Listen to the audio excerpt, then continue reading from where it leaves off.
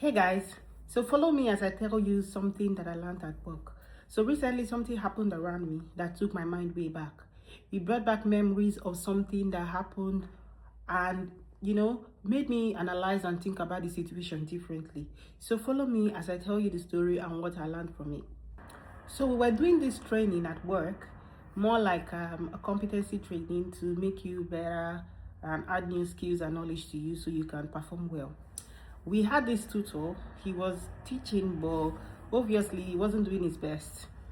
People weren't really following. People were not understanding what was happening, but no one said anything. Everyone was quiet. So because no one said anything, you just conclude that everything is fine and everyone was following the classes and understanding and getting the value that they're supposed to get. But then that wasn't the situation. People were just quiet because they didn't just want to raise issues or say something that will offend him but deep down they weren't happy. They weren't following, they weren't understanding at all what was going on. People were confused and stressed out. Another thing is, this person did not really give room for people to express how they felt. So people were just quiet, doing their best. So what happened is, one of the days we got a memo that the current trainer wasn't available, and guess what? A new trainer showed up.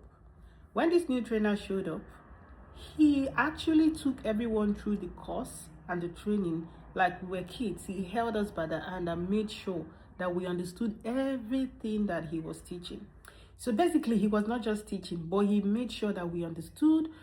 He was slowing down what he's supposed to, like prompting the class several times to know if we were following, taking his time to explain things in detail. And voila, everyone was smiling. Everyone was happy. Everywhere was, the room became vibrant and everyone was just happy. And some people could not hold it together, that they actually had to approach the current tutor and tell him of how we've been struggling for the past few days, how people were going home stressed because they were not really getting the value that they felt they should get from the training. And people began to speak up.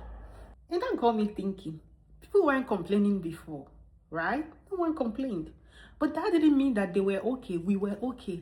It didn't mean that we were good. We were just keeping quiet because we didn't want to raise unnecessary dust.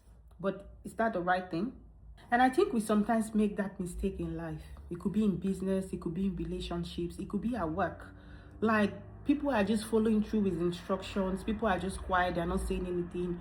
You're at work, your supervisor is rolling out instructions. You might have a better way of solving that situation. You might have a better way of carrying out that task, but you don't say anything. You just follow through with instructions. It could be in relationship. You're not happy. There's something your partner is doing that is really getting on your nerves, but you just keep quiet and pretend like all is fine. That's what happens in real life. Everyone just keeps quiet. So one thing that I learned from this situation is that we should always create room for people to be able to express themselves without feeling some type of way.